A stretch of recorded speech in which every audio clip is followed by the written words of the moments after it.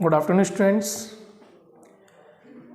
आज की क्लास में हम एक नए टॉपिक की शुरुआत करेंगे जिसमें हम पढ़ेंगे पृथ्वी की आंतरिक संरचना के बारे में कि पृथ्वी की आंतरिक संरचना किस प्रकार से हुई है, उसके बारे में हम अध्ययन करेंगे। लास्ट टॉपिक हमारा था shape and size of the earth, और shape and size of the earth के बाद हमने पढ़ा मोशंस ऑफ द अर्थ, यानी कि पृथ्वी की गतियों के बारे में। पृथ्वी की गतियों के बारे में हमने जाना कि पृथ्वी की दो महत्वपूर्ण गतियाँ होती हैं। एक होती है रोटेशन यानी कि घूर्णन, जिसको हमने परिभ्रमण कहा था, और दूसरी जो गति होती है वो होती है रेवोल्यूशन यानी कि परिक्रमण, या जिसे हमने वार्षिक गति कहा था। उसके बारे में अध्ययन किया हमने लास्ट क्लास में। इसके अलावा हमने पृथ्वी के एक सैटेलाइट मून के बारे में चर्चा की, और मून में भी हमने 3 प्रकार की गतियां देखी। एक होता है घूर्णन, एक होता है उसमें परिक्रमण, और एक होता है सूर्य के सापेक्ष रहते हुए सूर्य की गति करता है। तो इस प्रकार से हमने लास्ट टॉपिक में पृथ्वी की गतियों के बारे में और पृथ्वी की आकृति किस प्रकार की, उसका आकार किस प्रकार का है, उसके बारे में हमने उस टॉपिक का अध्ययन किया। इस टॉपिक में हम पढ़ने वाले हैं पृथ्वी की आंतरिक संरचना के बारे में। देखिए दोस्तों, पृथ्वी की उत्पत्ति किस प्रकार से हुई है, पृथ्वी की उत्पत्ति के पीछे क्या रहस्य रहा है, जिस प्रकार से मानव के लिए एक सोचने का विषय रहा, एक क्वेश्चन मार्क का विषय रहा कि किस प्रकार से हमारी पृथ्वी की उत्पत्ति हुई है, ठीक उसी प्रकार से पृथ्वी की आंतरिक संरचना किस प्रकार की होगी, इसके लिए भी मानव एक चिंता का विषय, या यूँ कह लीजिए कि समय दर समय उसे वैज्ञानिक रूप में उसे जानता रहा, उस पर रिसर्च करता रहा, खोज उसकी जारी रही। और कहीं ना कहीं आज भी कुछ हद तक हम उसका पता लगा पाए हैं कि पृथ्वी की आंतरिक संरचना, उसमें मिलने वाले रासायनिक और भौतिक पदार्थ किस प्रकार के रहे होंगे, उस पर काफ़ी रिसर्च जारी है, काफ़ी रिसर्च चल रहे हैं। लेकिन कुछ बातें ही हमें पता चली है, और उन बातों से हम शायद पता लगा पाते हैं कि पृथ्वी की आंतरिक संरचना किस प्रकार की होगी।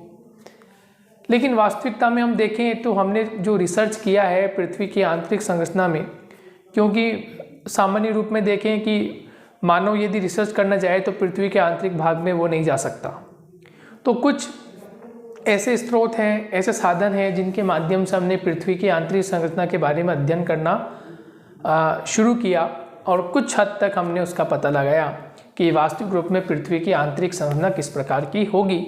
लेकिन 100% हम कंफर्म नहीं कह सकते कि पृथ्वी की आंतरिक संरचना 100% इस प्रकार की ही हो सकती है, या हम ये कहते हैं कि पृथ्वी संपूर्ण रूप से गैसीय अवस्था में है, या पृथ्वी की आंतरिक संरचना तरल अवस्था में है या ठोस अवस्था में है। ये हम कुछ नहीं कह सकते। लेकिन हाँ, जितने भी वैज्ञानिक रिसर्च हुए हैं, ज्योग्राफर्स ने अपना काम किया है, जियोलॉजिस्ट ने अपना काम किया है, भूगर्भ शास्त्रियों ने अपना काम किया है, वहाँ तक हमें यही नॉलेज निकल कर आती है, वहाँ तक हमें यही पता चलता है कि पृथ्वी के आंतरिक भाग कहीं पर ठोस हो सकता है, कहीं पर तरल हो सकता है, कहीं पर उसमें गैसीय अवस्था हो सकती है। उसका अध्ययन हम इस टॉपिक में करने वाले हैं।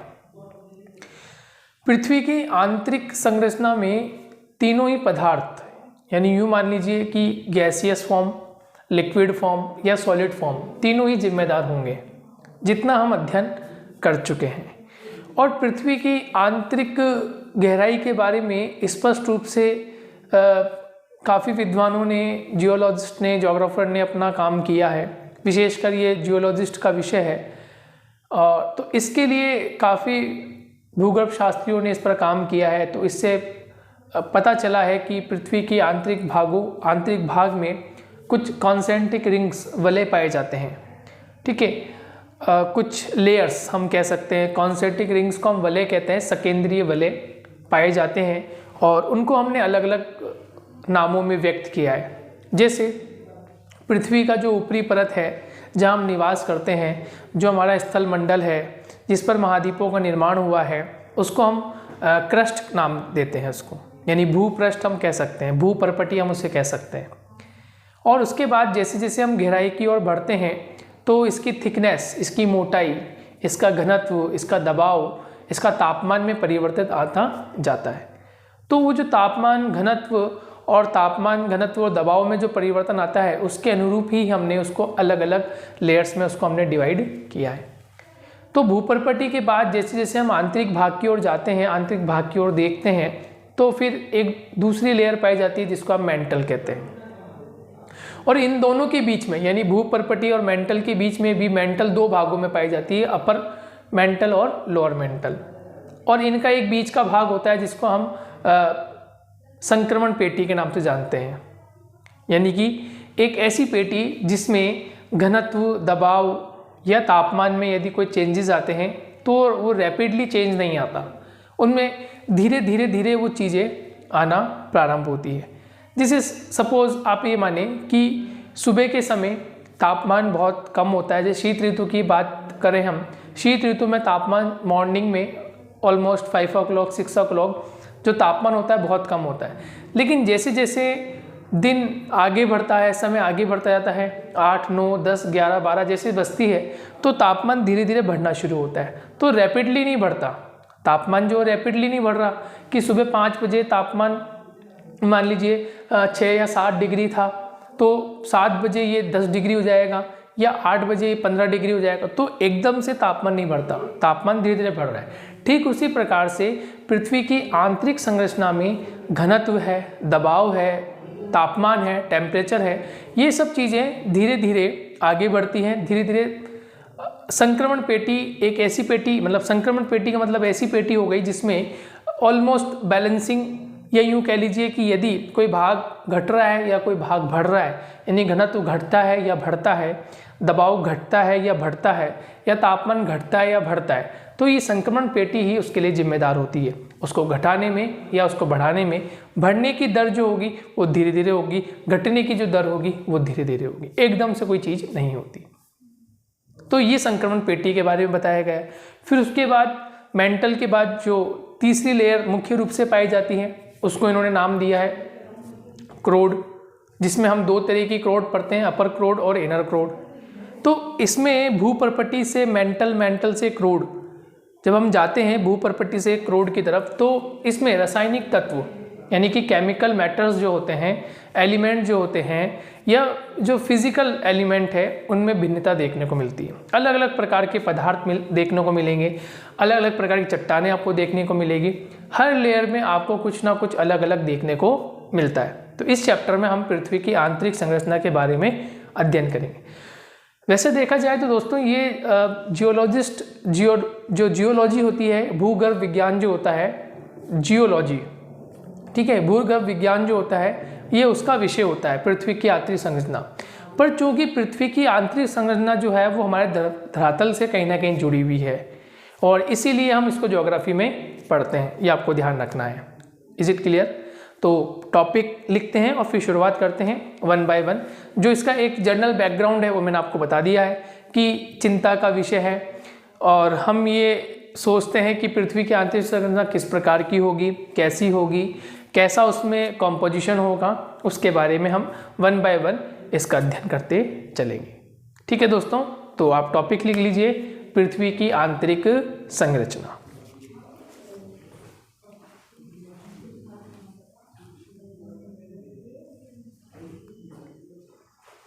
तो आपका टॉपिक पृथ्वी की आंतरिक संरचना हो जाएगा। हम लिख लेते हैं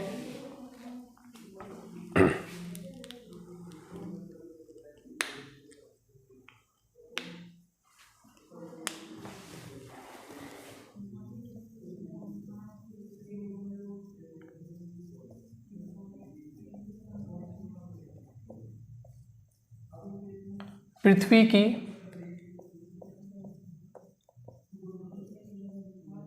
आंतरिक संरचना, हम इसके बारे में अध्ययन कर रहे हैं। यानी इंटीरियर या इंटीरियर ऑफ द अर्थ, ठीक है। यानी पृथ्वी की आंतरिक संरचना किस प्रकार से हुई है, कैसे कैसे इसका कॉम्पोजिशन बना होगा, उस पर हम अध्ययन करने वाले। अब जैसे मैंने आपको बताया कि पृथ्वी की आंतरिक संरचना में हमें गहराई में देखना पड़ेगा कि भूतल से या भूपृष्ठ से या क्रस्ट भूपर्पट्टी वाले भाग से जैसे सब निरंतर गहराई में जाते हैं तो किस प्रकार का स्ट्रक्चर है। पर चूंकि एक सामान्य सी बात है, जैसे आपने छोटी क्लास में पढ़ा होगा कि माउंट एवरेस्ट की ऊंचाई 8,848 मीटर है, ये आपने पढ़ा। इसका मतलब इसको हम किलोमीटर में कैलकुलेट करें तो ये 8.8 किलोमीटर है। क्लियर हो गया? ये तो ऊंचाई की बात हो गई, लेकिन हम गहराई की बात कर रहे हैं। अब गहराई में आपने एक नाम पढ़ा होगा, मेरियाना ट्रेंच। ये प्रशांत महासागर में है, मेरियाना ट्रेंच, ये नाम सुना होगा। और इसकी जो गहराई है वो लगभग 11,000 मीटर है, मतलब ऐसे कह सकते हैं 11 किलोमीटर है। Is it clear? इसके बाद और भी कई रिसर्च हुए, ठीक है। अंटार्कटिका वाले क्षेत्र में एक रॉबिन्स ट्रेंच का नाम, ठीक है, ऐसे गर्त हमने देखने को मिले हैं, ऐसे खाने हमें देखने को मिले हैं। रॉबिन्स एक खान का नाम है, सोने की खान है साउथ अफ्रीका में। तो वो भी मैक्सिमम से मैक्सिमम हमें पता चला है कि 30 किलोमीटर की गहराई या 20 से 30 किलोमीटर की गहराई के आसपास वो खाने रही है, ठीक है। तो उससे भी हमें स्पष्ट जानकारी, जितनी जानकारी मिल रही है वो हमने इंक्लूड कर दिया, ठीक है, वो हम पढ़ने वाले हैं। लेकिन और अधिक, क्योंकि हम ही जानते हैं कि अभी आप पढ़ोगे तो आपको मिलेगा कि लगभग पृथ्वी का जो क्रोड वाला पार्ट है, पृथ्वी का जो क्रोड वाला पार्ट है जिसको हम कोर कहते हैं, ये लगभग 6,371 किलोमीटर है। और उसके सामने ये 11 किलोमीटर या मैक्सिमम से मैक्सिमम आप मान ले 20 से 40 किलोमीटर, तो ये इसके सामने से तो बहुत छोटी इकाई है। ये तो मतलब 100 में भी काउंट नहीं हुआ, और ये तो 1000 में है, 6,371 किलोमीटर। तो हमें नहीं पता कि वास्तविकता में कितनी गहराई में क्या क्या चीज़ें हैं, लेकिन जितने भी सोर्स हैं, जितने भी साधन हैं, उसके बारे में हम कुछ पता लगा पा रहे हैं, उनके माध्यम से हम कुछ पता लगा पा रहे हैं कि वास्तविकता में पृथ्वी की आंतरिक संरचना किस प्रकार की होगी, राइट। तो पृथ्वी की आंतरिक संरचना के बारे में हम कुछ सोर्स यानी कुछ साधन है, उन साधनों के माध्यम से हम पता लगा पाते हैं कि पृथ्वी की आंतरिक संरचना कुछ इस प्रकार की होगी।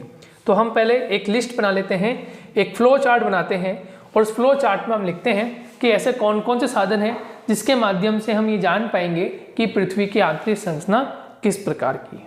Is it clear? ओके, देखिए फ्लो चार्ट में सबसे पहले लिख लें यहाँ साधन, ठीक है, स्रोत भी लिख सकते हैं आप, सोर्स, ठीक है।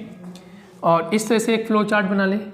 यदि इस प्रकार से आपसे प्रश्न पूछा जाता है तो आप इस तरह से फ्लो चार्ट बनाएंगे और फ्लो चार्ट से ही आप उसको बताएंगे, क्योंकि फ्लो चार्ट में आप बिल्कुल उसको ब्रीफ में समझा सकते हैं कि आप क्या कहना चाह रहे हैं, और उसके बाद फिर डिटेल, यदि उसमें डिटेल से क्वेश्चन पूछ रहा है तो आप डिटेल से हम बात कर सकते हैं। पहले हम फ्लो चार्ट बनाते हैं, फिर किस प्रकार से प्रश्न पूछा जाता है हम उसकी बात करते हैं, ठीक है।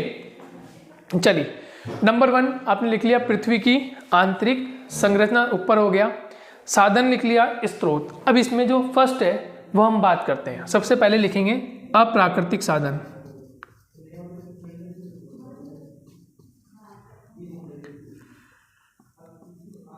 अप्राकृतिक साधन,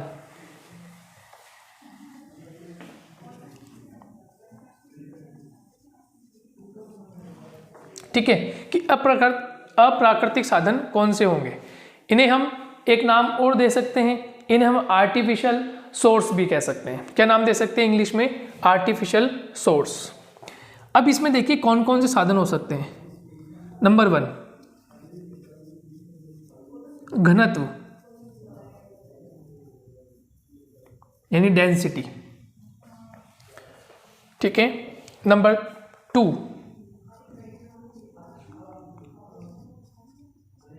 दबाव, प्रेशर, क्लियर। नंबर सी,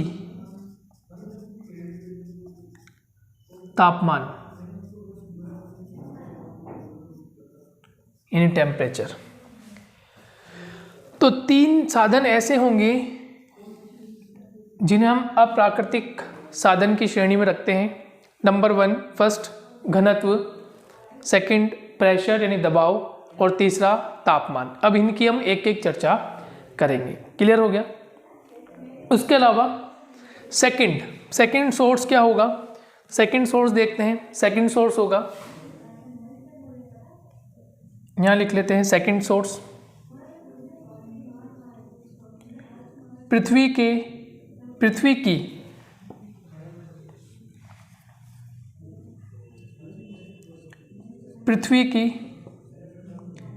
उत्पत्ति से संबंधित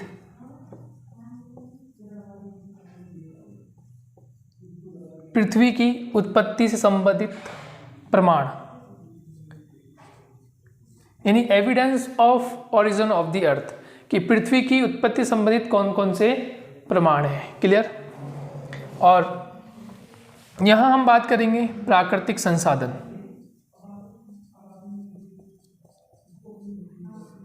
जैसे वहां अप्राकृतिक संसाधन था, यह हो जाएगा प्राकृतिक साधन, संसाधन नहीं साधन। देखिए ये तो कैसे है, आर्टिफिशियल सोर्स, कैसे है आर्टिफिशियल सोर्स, और ये कैसे सोर्स है नेचुरल सोर्स, जो हमें पता चल रहा है कि वास्तविकता में ऐसे हो रहा है। देखिए दोनों में अंतर करना बता दूंगा मैं आपको कि अप्राकृतिक साधन क्या हुए और प्राकृतिक साधन क्या है, यानी आर्टिफिशियल सोर्स क्या है और नेचुरल सोर्स क्या है। अब इसमें एक एक बात करते हैं। फर्स्ट ज्वालामुखी, ठीक है, यानी वोल्केनो।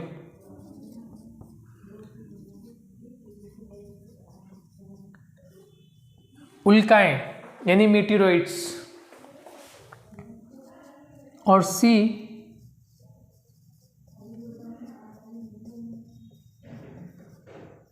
भूकंप विज्ञान, यानी कि इसको भूकंप विज्ञान को हम इंग्लिश में कहते हैं सिस्मोलॉजी, ठीक है। भूकंप विज्ञान को हम क्या कहेंगे, सिस्मोलॉजी। अब थोड़ा सा इस कंटेंट के बारे में हम पता लगा लेते हैं कि एक्चुअल में हमें इसमें पढ़ना क्या है। देखिए नंबर 1 साधन या स्रोत या सोर्स किसके, पृथ्वी की आंतरिक संरचना को जानने के, कि पृथ्वी की आंतरिक संरचना किस प्रकार की है। तो मुख्य रूप से हम इसमें देखो क्या देखते हैं। नंबर 1 सबसे पहले देखते हैं अप्राकृतिक संसाधन।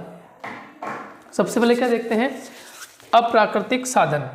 अप्राकृतिक साधन यानी ऐसे साधन जो हमें दिखाई नहीं देते, हमें पता नहीं है, ठीक है, सिर्फ हम महसूस कर सकते हैं कि शायद ऐसा होता होगा, ठीक है। जैसे घनत्व, डेंसिटी किस प्रकार की होगी। जैसे हम पृथ्वी का स्ट्रक्चर हम देखें तो पृथ्वी का जो ऊपरी भाग है यानी भूपर्पटी वाला जो हिस्सा है जिस पे हम जीवन यापन करते हैं, जिस पे हम अपना जीवन यापन कर रहे हैं, जीव जंतु विचरण कर रहे हैं, पेड़ पौधे अपना जीवन यापन कर रहे हैं, ठीक है, राइट। तो वो जो भाग है वो क्या है, भूपर्पटी।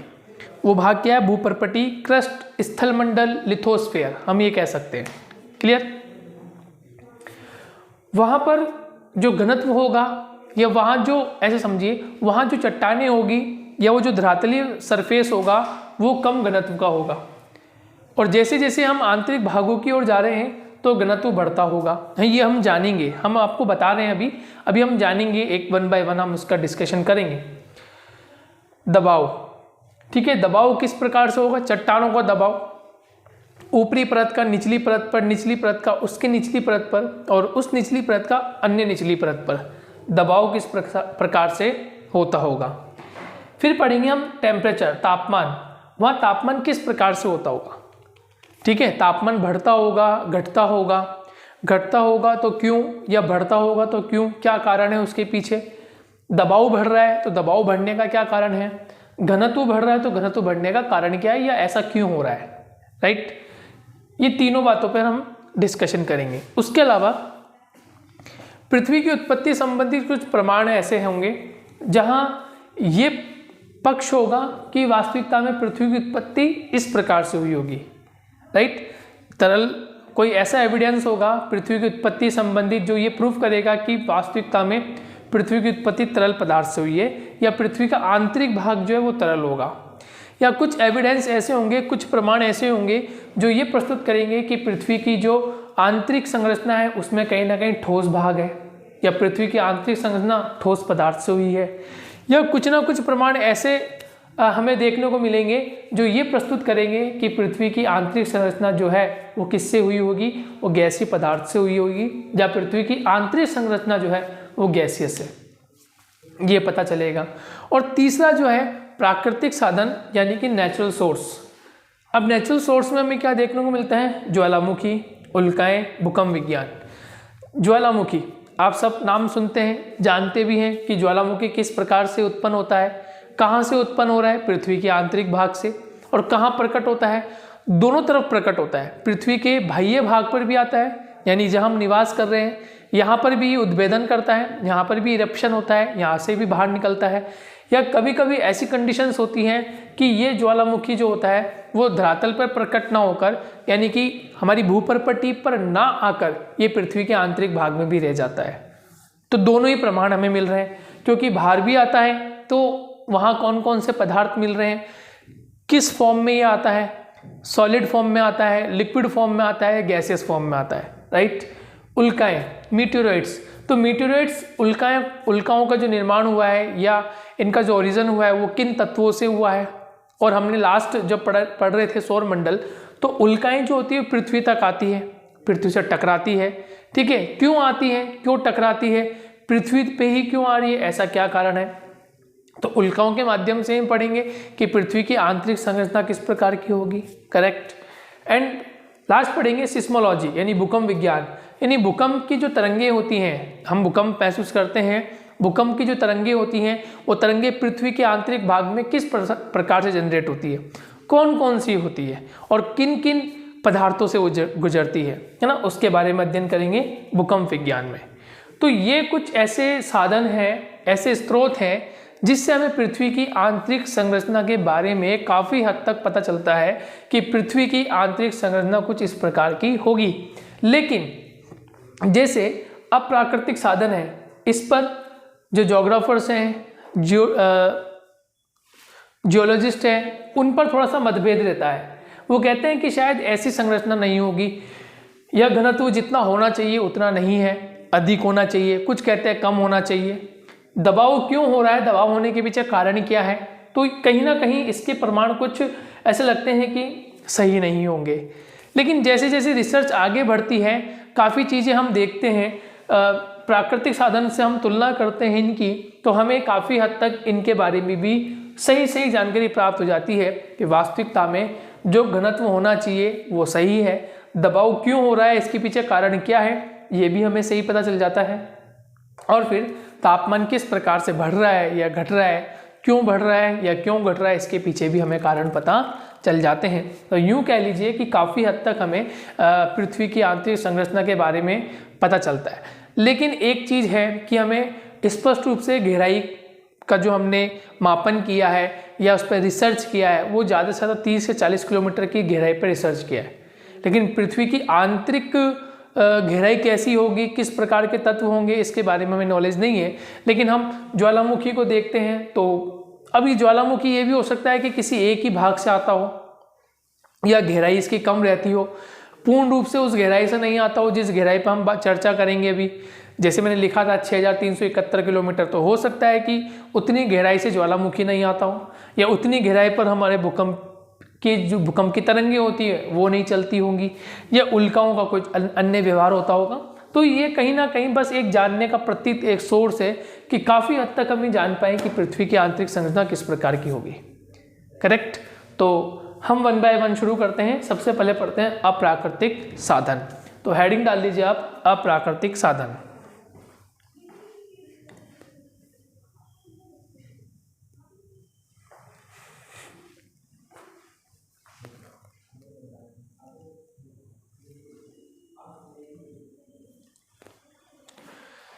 ठीक है, तो सबसे पहले हम बात करेंगे अप्राकृतिक साधन कौन से हैं, किस प्रकार से हम इनको जान पाएंगे।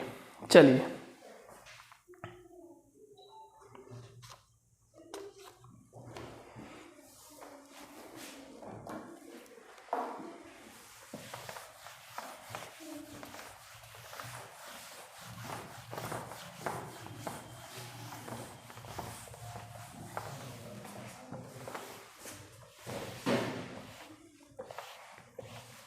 सबसे पहले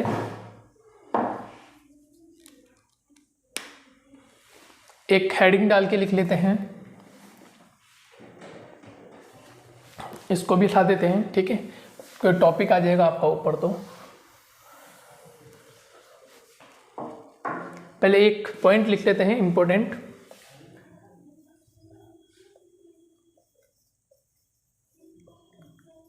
पृथ्वी की आंतरिक संरचना का अध्ययन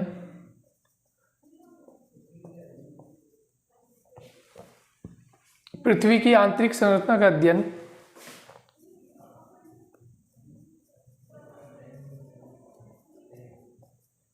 भूगर्भ शास्त्र या भूविज्ञान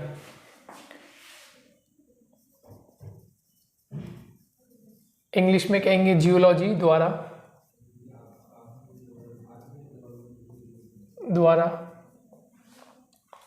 किया जाता है।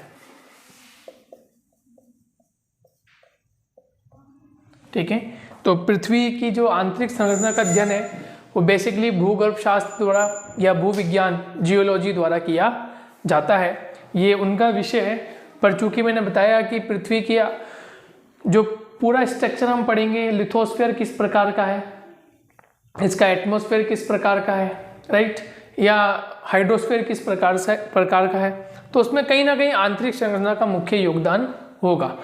इसलिए ज्योग्राफी में हम इसे पृथ्वी की आंतरिक संरचना को अध्ययन करते हैं। ठीक है, चलिए ये आपने लिख लिया। अब फर्स्ट पॉइंट हम डाल लेते हैं, और फर्स्ट पॉइंट के बारे में हम पढ़ने वाले हैं घनत्व। यहाँ लिख लेते हैं प्राकृतिक संसाधन, अप्राकृतिक संसाधन में हम फर्स्ट पॉइंट ले रहे हैं घनत्व, डेंसिटी के बारे में हम बात करने वाले हैं। अब देखिए हम पृथ्वी की डेंसिटी के बारे में पढ़ने वाले हैं कि पृथ्वी की डेंसिटी किस प्रकार की होगी। ठीक है, अब देखिए सर्वप्रथम हम देखें तो पृथ्वी की हम आकृति बनाएं। एक बार हम पृथ्वी का मैप, पृथ्वी का ग्लोब बना लेते हैं। तो हम ये देखते हैं कि ये जो सबसे भारी पार्ट आपको नज़र आ रहा है, जो ये मैंने बना दिया, ये भारी भाग, ठीक है, इस पर महाद्वीप स्थित है, इस पर महासागर स्थित है, करेक्ट। इसी जो भारी भाग है जिसको हम एक नाम देते हैं, इसको हम कहते हैं भूपर्पटी, ठीक है, या इसको नाम देते हैं भूपृष्ठ, या इसको नाम देते हैं क्रस्ट।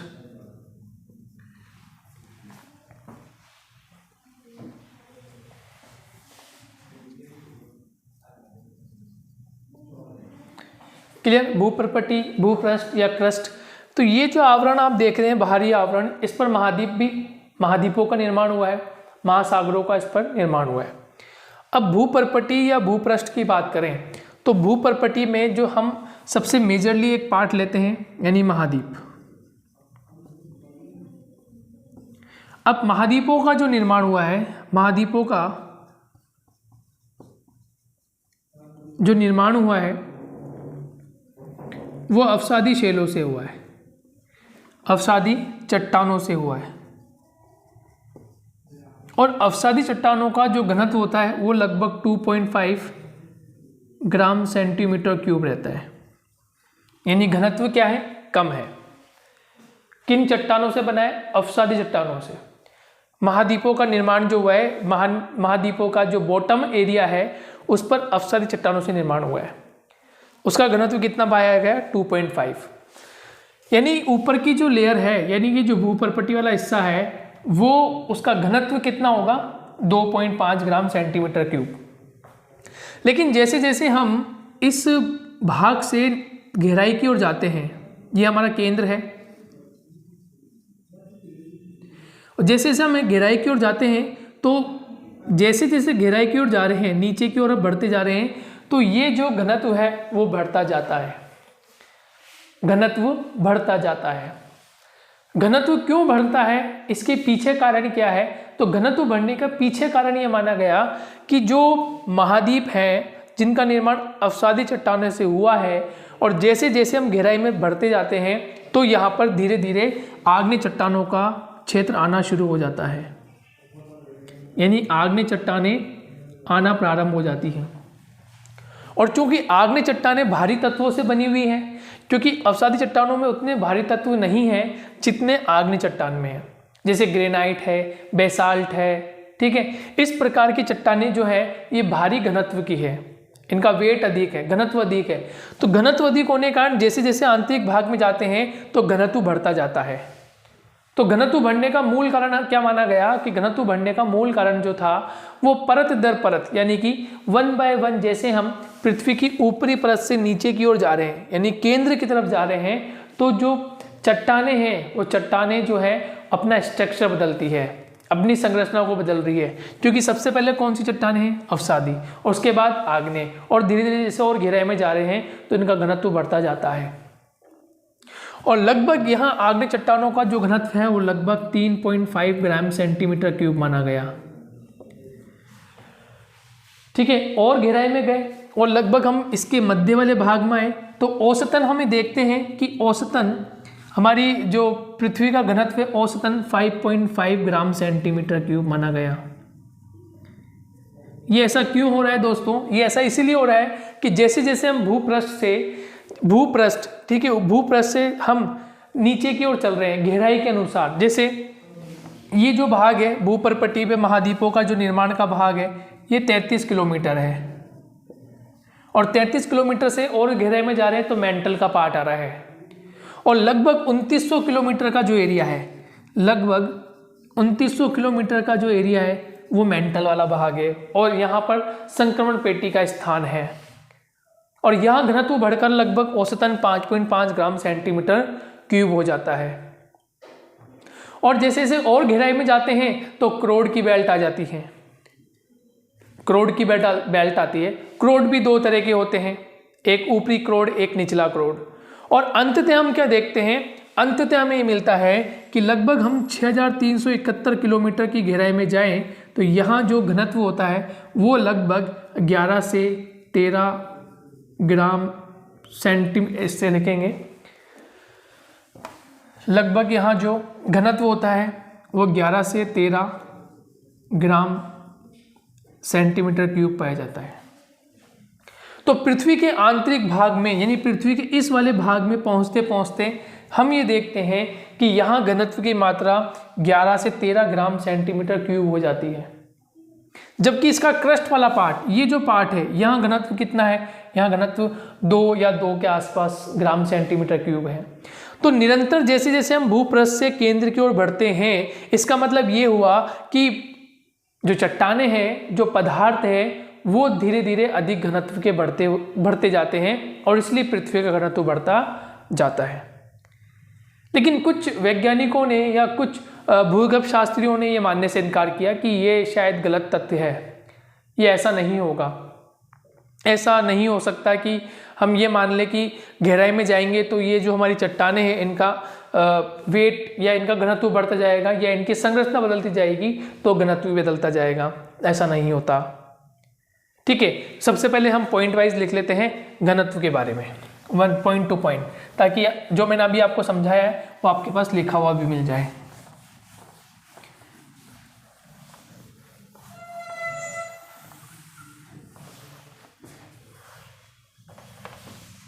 ठीक है, चलिए लिखिए। नंबर 1,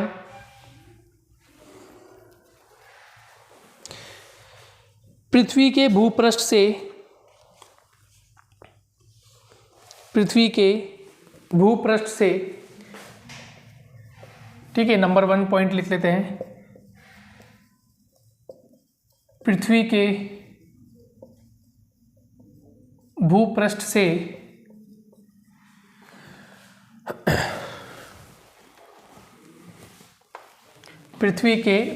से आंतरिक भाग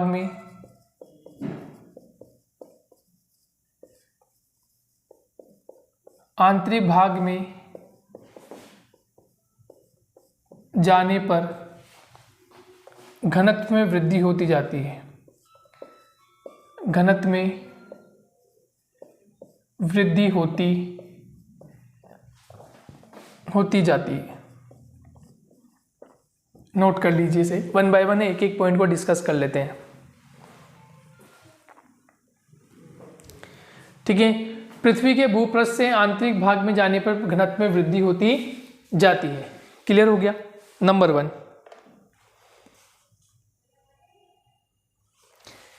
ठीक है, सेकंड पॉइंट, पृथ्वी के भूपृष्ठ पर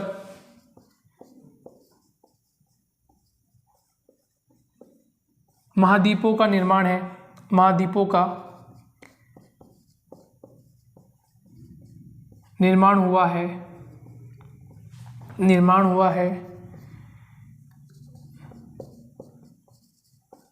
जो कि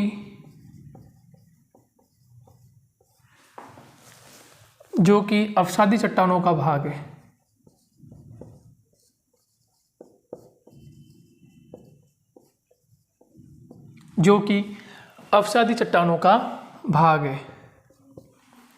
क्लियर।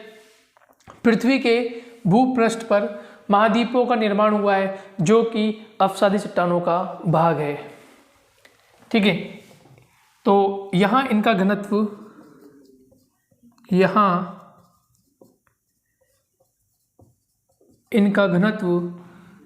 2.7 ग्राम सेंटीमीटर क्यूब तक पाया जाता है।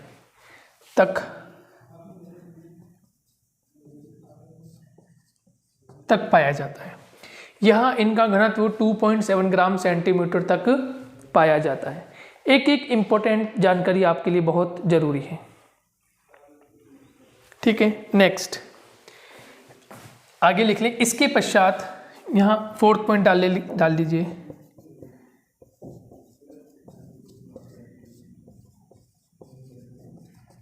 इसके पश्चात और गहराई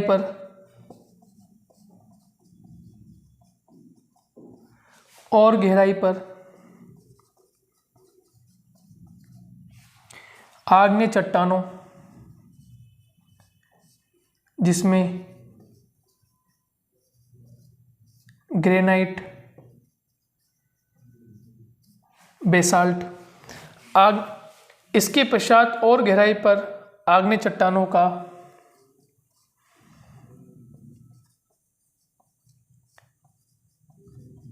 समूह पाया जाता है,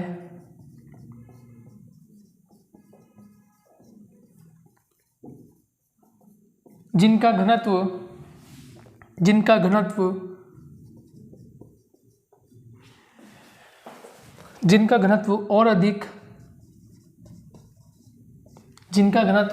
और अधिक लगभग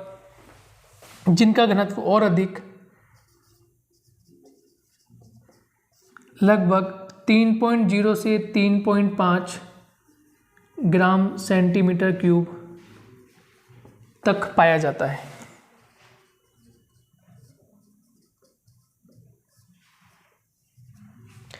क्लियर। इसके पश्चात और गहराई पर आग्नेय चट्टान, जैसे ग्रेनाइट हो सकती है, बेसाल्ट हो सकती है, का समूह पाया जाता है, जिनका घनत्व और अधिक लगभग 3.0 से लेकर 3.5 ग्राम सेंटीमीटर तक पाया जाता है। क्लियर। और गहराई की हम बात करें, 5th पॉइंट ऐसे लिखें। पृथ्वी के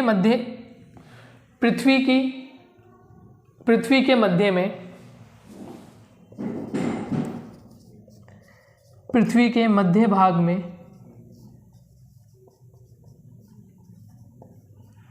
पृथ्वी के मध्य भाग में औसतन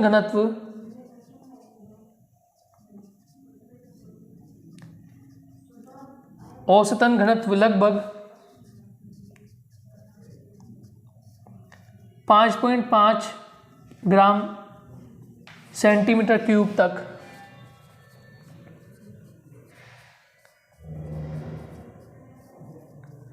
पाया जाता है। नोट कीजिए, इंपॉर्टेंट पॉइंट हमने लिख लिए हैं। इंपॉर्टेंट पॉइंट को हम डिस्क्राइब कर लेते हैं। सबसे पहले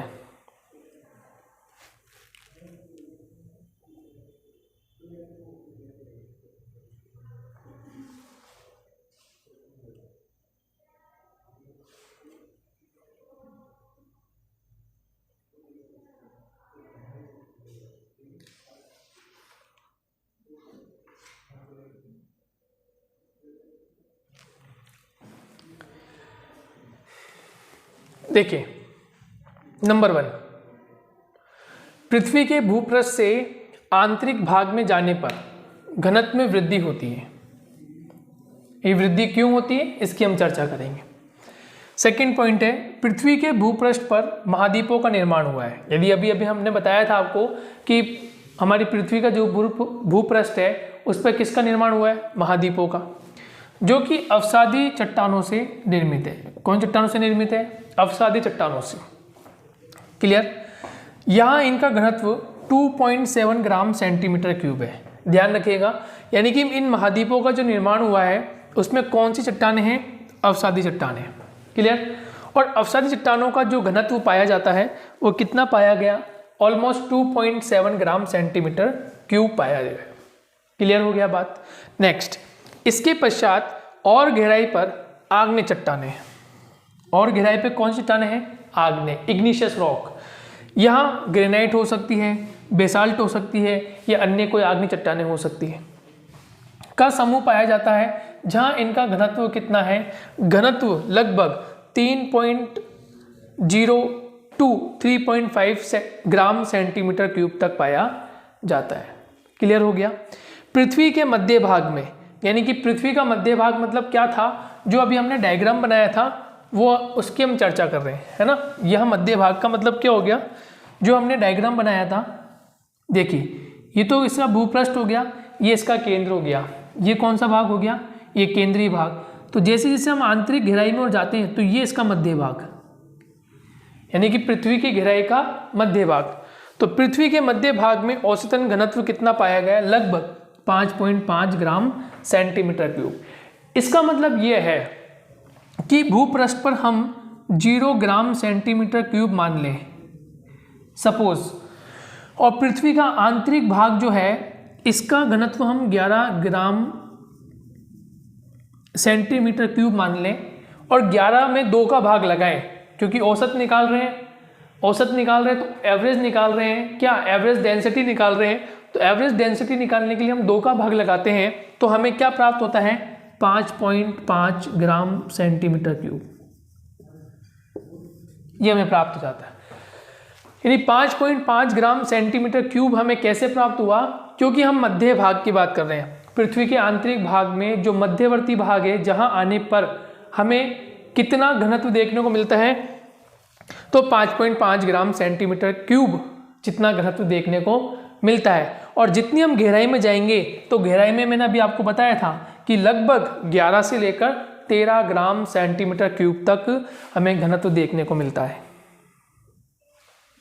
क्लियर। तो अभी तक हमारी बात कहाँ तक हुई, मध्य भाग तक, यानी हम मेंटल के उस भाग तक आगे जहां ऑलमोस्ट 2900 किलोमीटर की गहराई है। क्लियर हो गया, समझ में आ गए पॉइंट आपको सारे, ये मैंने समझा दिए। नेक्स्ट, 5 के बाद 6ठे पॉइंट की ओर आते हैं, 6th नंबर के पॉइंट की बात करते हैं।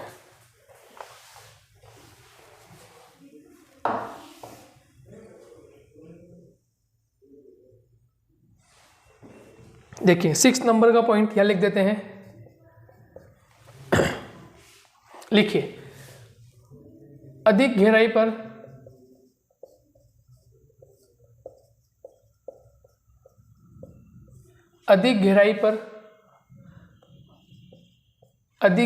जाने पर अधिक गहराई पर घनत्व बढ़ता जाता है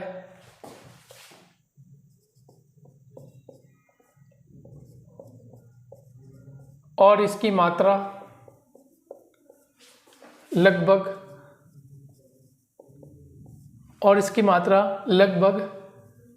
9.7 ग्राम सेंटीमीटर क्यूब तक हो जाती है।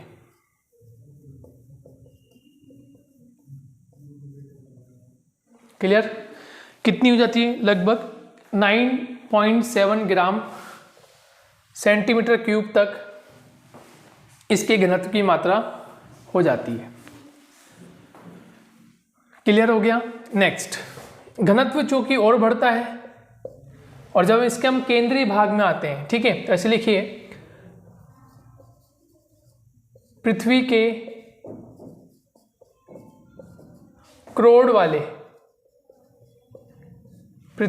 क्रोड़ वाले भाग में आने पर, पृथ्वी के क्रोड़ वाले भाग में या भाग में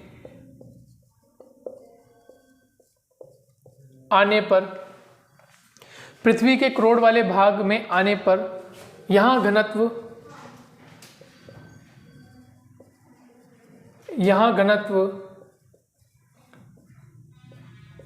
लगभग 11 से लेकर 13 ग्राम सेंटीमीटर क्यूब तक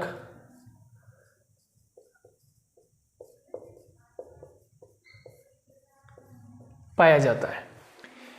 तो पृथ्वी के क्रोड़ वाले भाग में आने पर यहाँ घनत्व लगभग 11 से 13 सेंटीमीटर क्यूब तक पाया जाता है। Very important. तो अधिक गहराई पर घनत्व बढ़ता जाता है। जैसे जैसे हम गहराई की ओर बढ़ते जाएंगे तो घनत्व जो होगा वह बढ़ता जाएगा। ये आपको ध्यान रखना है। क्यों बढ़ रहा है, इसके पीछे कारण क्या है, इसकी हम चर्चा अभी करते हैं। तुरंत कारण क्या है ये लिख लेंगे हम।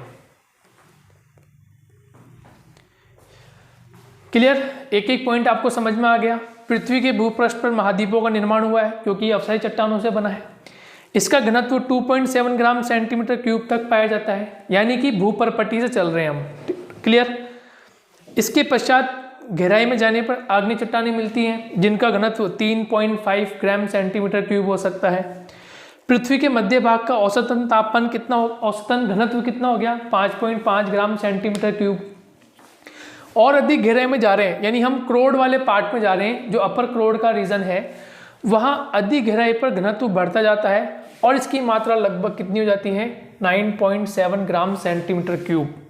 देन पृथ्वी के क्रोड़ वाले भाग में जाने पर यहाँ घनत्व लगभग कितना हो जाता है, 11 से 13 ग्राम सेंटीमीटर क्यूब तक पाया जाता है। तो ऐसा क्यों हो रहा है, इसके पीछे कारण क्या है, कारण की हम बात कर रहे हैं। तो आपको तीन चीज समझ में आ गई। भूपरपटी यानी पृथ्वी का जो ऊपरी धरातल, ऊपरी सरफेस जहां हम निवास कर रहे हैं, वो भूपरपटी कहलाती है और वो लगभग वो हिस्सा 33 किलोमीटर तक नापा जाता है, यानी कि गहराई तक। तो वो भाग जो है वो भाग अवसादी चट्टानों से बना है और उसका घनत्व सामने लिखा हुआ है। उसके बाद मेंटल का भूभाग आता है, मेंटल वाला रीजन आता है। मेंटल को दो तरह से, अपर मेंटल या लोअर मेंटल। इसी तरह से भूपरपट्टी को भी आप अलग कर सकते हैं, अपर क्रस्ट और लोअर क्रस्ट। इसी तरह से मेंटल को भी अपर मेंटल, लोअर मेंटल। ठीक है, तो यहाँ पृथ्वी का औसतन घनत्व कितना हो जाता है, 5.5 ग्राम सेंटीमीटर क्यूब। क्लियर? उसके बाद हम क्रोड़ वाले पार्ट पे आते हैं, ठीक है, जिसको हम कोर कहते हैं। कोर वाले पार्ट पे आते हैं तो यहाँ जो पृथ्वी का घनत्व है वो बढ़कर कितना हो जाता है, अपर कोर पे कितना, 9.7 और लोअर कोर पे कितना, 11 से 13 ग्राम सेंटीमीटर क्यूब तक पाया जाता है। क्लियर? तो इस क्लास में हम लास्ट घनत्व को कंप्लीट कर लेते हैं। अब हम बात करते हैं इसका कारण क्या है, कि ऐसा क्यों होता है, इसके पीछे कारण क्या है। आप इसको नोट कर लीजिए फटाफट।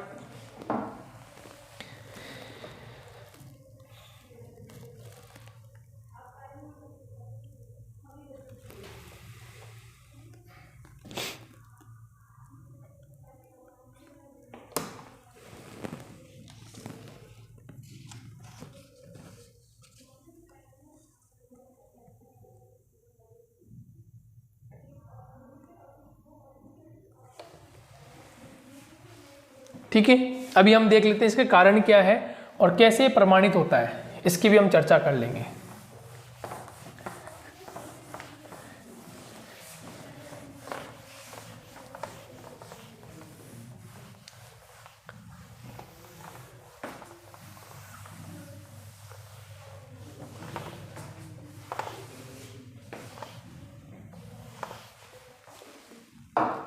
तो घनत्व बढ़ता है, इसका कारण क्या है?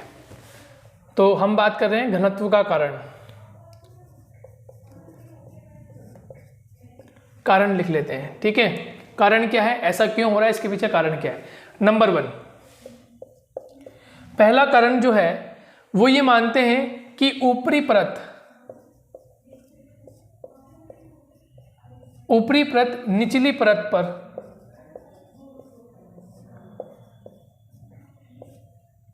निचली परत पर दबाव डालती है। ऊपरी परत निचली परत पर क्या डालती है?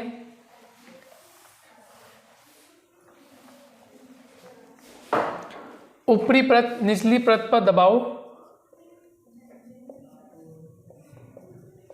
डालती है, इसीलिए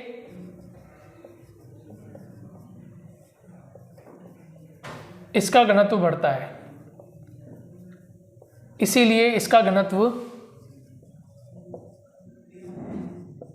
बढ़ता है, ठीक है। परंतु इस मत से कुछ जियोलॉजिस्ट, कुछ भूगर्भ शास्त्री सहमत हैं और कुछ नहीं, ठीक है।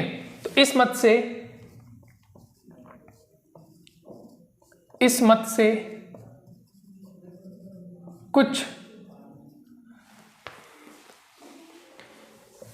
से कुछ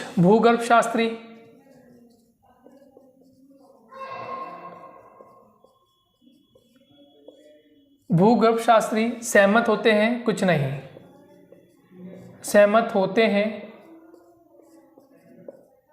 सहमत होते हैं तथा कुछ नहीं। क्यों? क्योंकि जब प्रयोगशाला में इस पर रिसर्च हुआ, प्रयोगशाला पर इस पर टेस्ट हुआ, तो ये असफल हुआ है ना।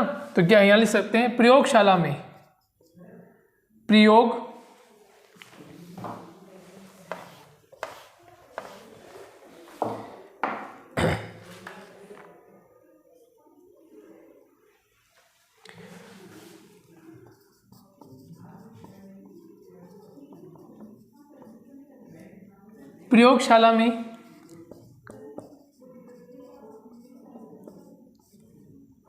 प्रयोगशाला में चट्टानों पर दबाव डाला गया जो कि सही प्रमाणिकता प्रस्तुत नहीं करता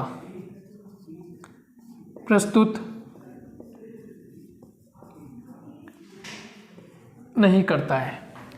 क्लियर?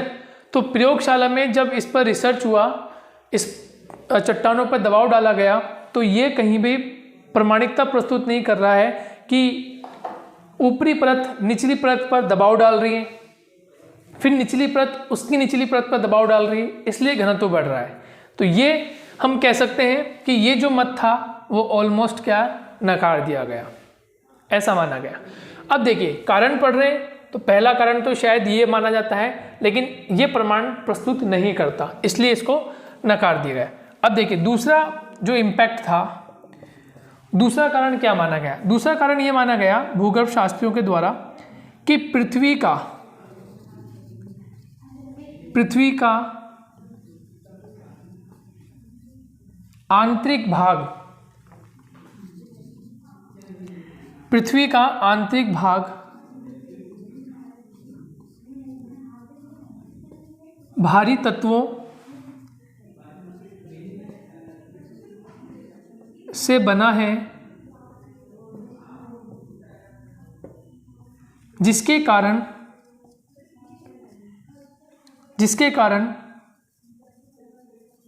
घनत्व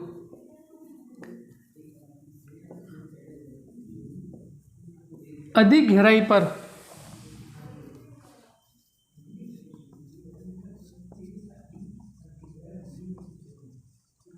बढ़ता जाता है। मतलब पृथ्वी का आंतरिक भाग जो है, पृथ्वी के आंतरिक भाग में भारी तत्वों का, यानी कि जिसमें वेट अधिक हो, ऐसे तत्व जिनमें उनका वेट अधिक हो, उनमें कुछ आकर्षण की शक्ति हो, ऐसे तत्वों से पृथ्वी का आंतरिक भाग बना हुआ होगा, इसलिए घनत्व अधिक गहराई पर बढ़ता जाता है। जबकि पहली बात ये थी कि ऊपरी परत निचली परत पर दबाव डालती है, यानी एक परत दूसरी पे, दूसरी तीसरी पे, तीसरी चौथी पे, इसलिए घनत्व बढ़ता होगा। लेकिन प्रयोगशाला में जब इस पर रिसर्च किया गया, चट्टानों पर दबाव डाला गया, तो ये सही प्रमाणित नहीं करता।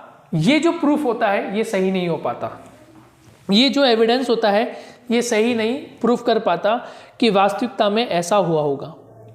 क्लियर? नोट कर लीजिए इसे।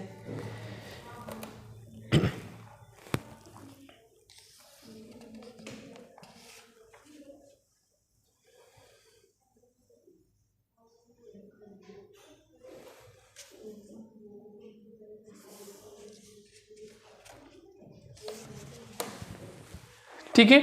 और पृथ्वी के आंतरिक भाग में भारी तत्वों का बना होगा, जिसके कारण घनत्व अधिक गहराई पर बढ़ता है। अब देखिए भारी तत्व कौन सा हो सकते हैं, इसी में लिख लेते हैं हम इसके भारी तत्व,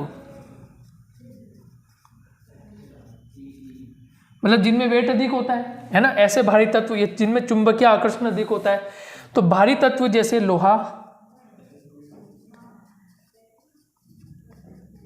वे निकिल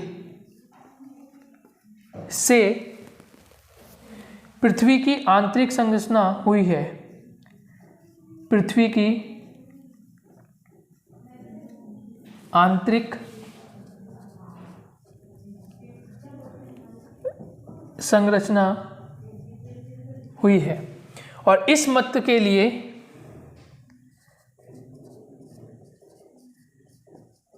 इस मत से नीचे लिख लेते हैं ना, इस मत से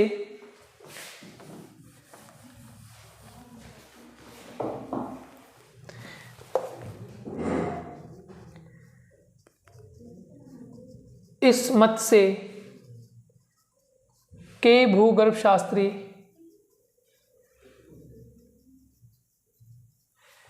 भूगर्भ शास्त्री सहमत थे।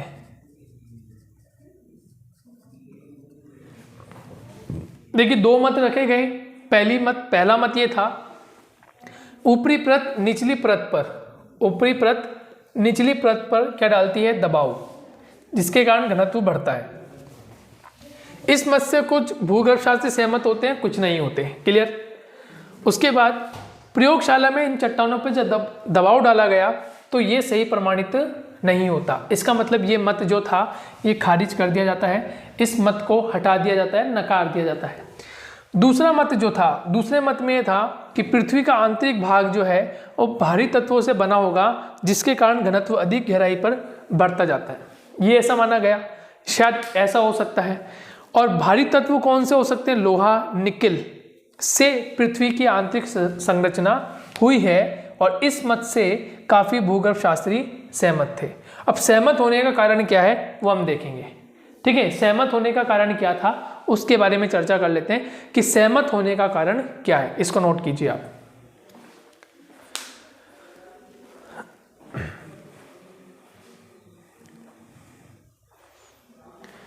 इस पर हम चर्चा करेंगे कि सहमत होने का क्या कारण है कि ये बात प्रूफ हो जाती है कि पृथ्वी की गहराई जो है या पृथ्वी का आंतरिक भाग जो है वो भारी तत्वों से बना हुआ है।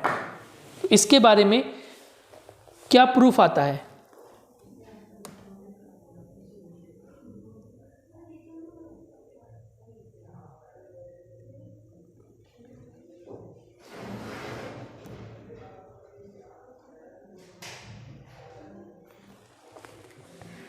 ठीक है, इसका हम कारण देख रहे हैं कि क्या कारण है।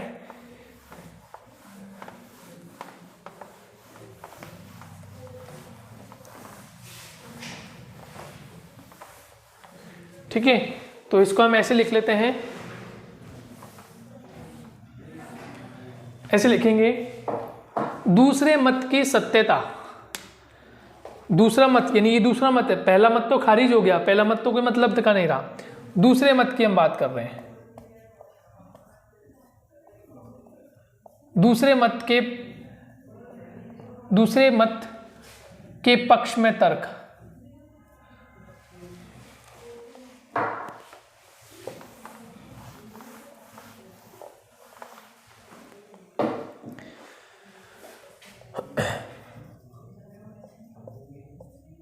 दूसरे मत के पक्ष में तर्क, यह प्रमाण भी लिख सकते हैं। ठीक है, तो पहला मत क्या था? पहला तर्क ये था कि पृथ्वी के चारों ओर, पृथ्वी के चारों ओर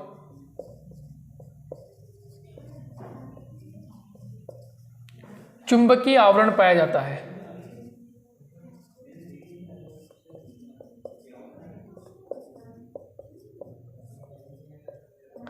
चुंबकीय आवरण पाया जाता है, और चुंबकीय आवरण जो होता है वो मोस्टली लोहा और निकल जैसे पदार्थ में होता है। ठीक है,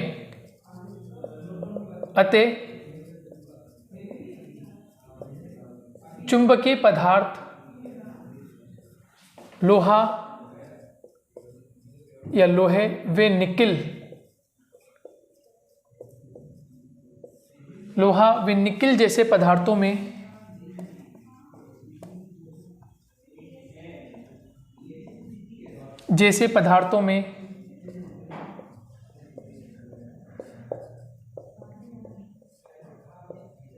पाया जाता है। तो पृथ्वी के चारों ओर चुंबकीय आवरण पाया जाता है, अतः चुंबकीय पदार्थ लोहे व निकिल जैसे पदार्थों में पाया जाता है। क्लियर हो गया? ये बात आपको समझ में आ गई? ठीक है, और इसीलिए कहा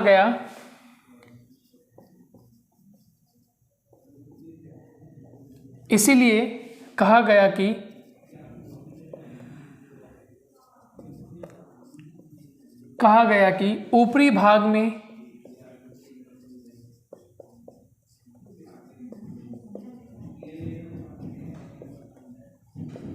घनत्व कम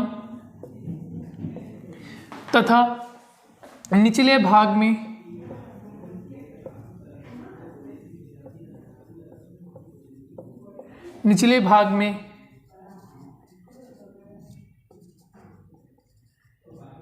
घनत्व अधिक है, क्योंकि ऊपरी परत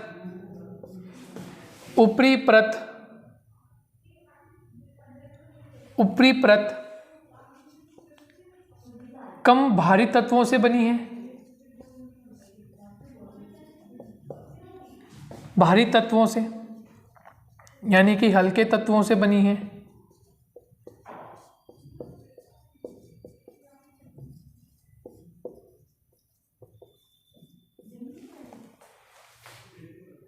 कम भारी तत्वों या हल्के तत्वों से बनी है, जबकि आंतरिक भाग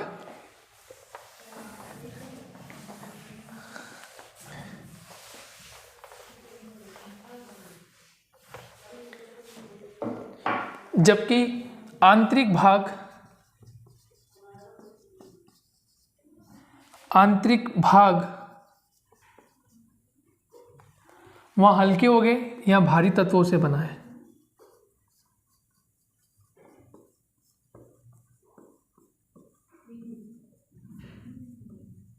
क्लियर हो गया? ये हो गया इसका फर्स्ट पॉइंट, यानी फर्स्ट एविडेंस, फर्स्ट तर्क हो गया, फर्स्ट प्रूफ की गई बात वो क्या थी कि पृथ्वी के चारों ओर चुंबकीय आवरण पाया जाता है।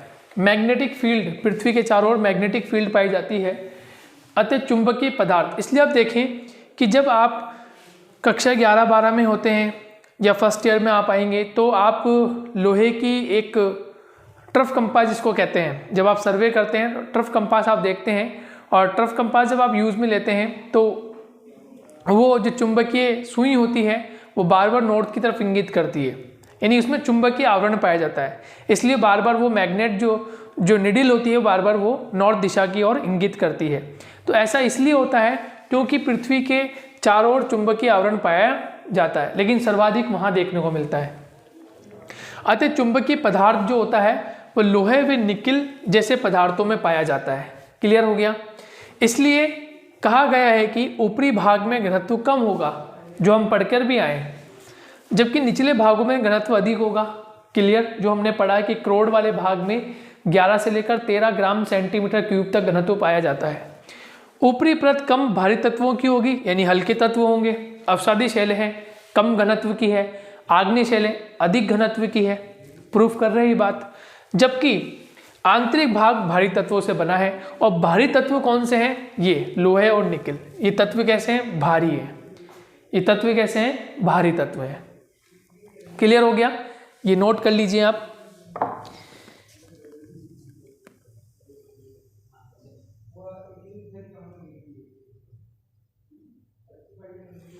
क्लियर? नेक्स्ट, अब देखिए, हम सौरमंडल की चर्चा करके आए थे जब हमने वहाँ पे मीटियोराइड्स को पढ़ा था, और हमने पढ़ा था मीटियोराइड जो होते हैं, उल्काएं जो होती है, वो इस ब्रह्मांड में विचरण करती होती है, और कहीं ना कहीं उनका जो निर्माण हुआ है वो पृथ्वी के उन्हीं तत्वों से हुआ है, जैसे लोहा या निकिल से, इसलिए वो पृथ्वी की तरफ आकर्षित होती है। तो एक पॉइंट ये लिख लीजिए, उल्काओं का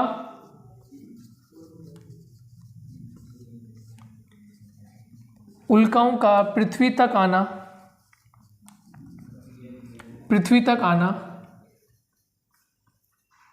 ये प्रमाण देता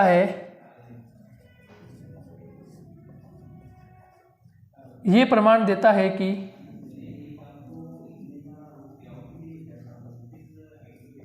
उल्काओं में जो तत्व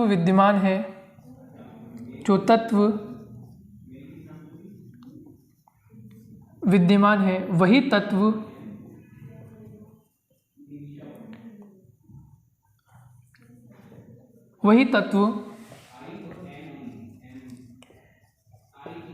पृथ्वी के आंतरिक भाग में भी है।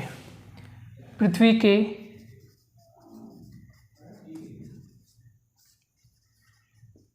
आंतरिक भाग में भी होंगे,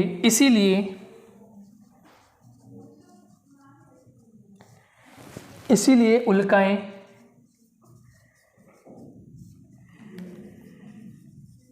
पृथ्वी तक आकर्षित होती हैं,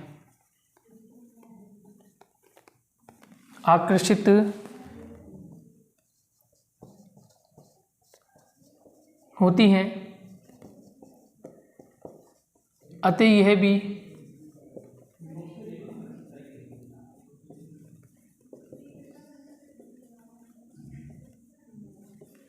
लोहे व निकल की बनी होगी, यानी इनमें भी लोहे और निकल जैसे तत्व विद्यमान होंगे। ठीक है दोस्तों, तो अच्छे से हमने इसको डिस्क्राइब कर लिया है, अच्छे से इसको पढ़ लिया है। केवल एक ही पॉइंट की चर्चा हुई है इस क्लास में, घनत्व की, कि घनत्व किस प्रकार से पृथ्वी का ऊपरी पृष्ठ से, यानी भूपृष्ठ से, परपट्टी से, क्रस्ट से और आंतरिक क्रोड तक जाते जाते घनत्व बढ़ता है। इसका कारण क्या था? पहले तो हमने पढ़ लिया 1 by 1 लेयर बाय फॉर्म में जैसे जैसे हम आंतरिक भाग की ओर आते हैं तो घनत्व बढ़ रहा है।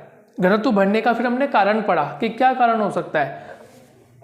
पहला कारण तो हमने पढ़ा था कि ऊपरी परत जो है, ऊपरी तत्व जो है, ऊपरी चट्टानें जो है वो निचली चट्टानों पर अपना दबाव डाल रहे हैं, और लेयर बाय लेयर फॉर्म में जब दबाव आ रहा है तो धीरे धीरे हमारा घनत्व बढ़ रहा है। लेकिन कुछ सहमत थे, कुछ सहमत नहीं थे। दूसरा एविडेंस हमने पढ़ा था कि पृथ्वी का जो निर्माण हुआ है, पृथ्वी के आंतरिक भागों में जो पदार्थ हैं वो भारी तत्व होंगे, यानी उनमें वेट अधिक होगा या उनमें आकर्षण करने की शक्ति अधिक होगी। तो इससे कुछ लोग सहमत थे, काफ़ी हद तक लोग जो सहमत थे कि शायद बिल्कुल ये बात सही है। तो फिर इसको किस तरह से प्रमाण दिया जाए, कैसे तर्क प्रस्तुत किया जाए और कैसे फिर इसको वेरीफाई किया जाए, तो उसके लिए फिर दो तर्क दिए गए, दो एविडेंस दिए गए। उसमें पहला एविडेंस था कि पृथ्वी के चारों ओर चुंबकीय आवरण पाया जाता है, और चुंबकीय आवरण जो होता है वो मोस्टली लोहे और निकल जैसे पदार्थों में देखने को मिलता है, जैसे पदार्थों पाया जाता है। इसलिए कहा गया है कि ऊपरी भाग जो है वहाँ जो घनत्व पाया जाता है वो कैसा होगा? कम, जबकि निचले भागों में घनत्व कैसा होगा? अधिक। ऊपरी परत कम भारी तत्वों से है, हल्के पदार्थ वहाँ देखने को मिलते हैं, हल्के तत्व देखने को मिलते हैं, जबकि आंतरिक भाग में भारी तत्व देखने को मिलते हैं। और दूसरा प्रमाण ये होता है कि जो उल्काएं होती हैं ये उल्काएं पृथ्वी तक आती है, पृथ्वी से टकराती है या पृथ्वी तक पहुंच जाती है ना। तो इसके पीछे क्या प्रमाण है? तो इसके पीछे प्रमाण ये है कि उल्काओं का जो निर्माण हुआ है, ये उल्काओं में जो तत्व हैं वो भी लोहे और निकल जैसे तत्व होंगे, इसलिए वो उसको अपनी ओर आकर्षित करते हैं। यानी पृथ्वी के आंतरिक भाग में भी लोहे और निकल जैसे तत्व होंगे, उनमें चुंबकीय पदार्थ होंगे, उनमें मैग्नेटिक फील्ड होगा, इसीलिए वह उल्काओं को अपनी ओर आकर्षित करते हैं। और मोस्टली जो उल्काएं वो यहीं तक ही आती है, यानी पृथ्वी तक आने का प्रयास करती है। हालांकि वायुमंडल में वो जल जाती है घर्षण के कारण, लेकिन कुछ उल्काएं जब पृथ्वी तक पहुंचती है या पृथ्वी के उस परिवेश में आ रही है, वायुमंडल तक आ रही है, तो आने का प्रमुख कारण क्या बनता है कि इनमें आकर्षण शक्ति है, यानी कि लोहा और निकल जो इनमें चुंबकीय पदार्थ मैग्नेटिक फील्ड जनरेट करते हैं जो अपनी ओर उनको आकर्षित करते हैं, इसलिए उल्काएं पृथ्वी तक पहुंचती है। तो पहुंचने का कारण क्या है? तो पहुंचने का कारण शायद ये होता होगा कि इसमें लोहे और निकल जैसे तत्वों की प्रधानता होती है, और यही प्रधानता हमें कहाँ देखने को मिलती है? उल्काओं में भी देखने को मिलती है। तो इस प्रकार से हमने इस क्लास में घनत्व जो हमारा पॉइंट था अप्राकृतिक साधनों पर, उसका पहला बिंदु हमने डिस्कस कर लिया है। आई होप आपको ये पूरा समझ में आ गया होगा। क्लास में आपको पूरा का पूरा मैंने समझा दिया है, लिखकर भी समझा दिया। उससे पहले मैंने आपको पूरा ब्रीफ में समझाया था और मैंने इसमें आपको पूरा समझा दिया है। ठीक है, तो नेक्स्ट क्लास में हम अन्य तत्वों की बात करेंगे, अन्य जो हमारे अप्राकृतिक संसाधन हैं हम उनकी चर्चा करेंगे। तो मिलेंगे नेक्स्ट क्लास में, जब तक के लिए धन्यवाद।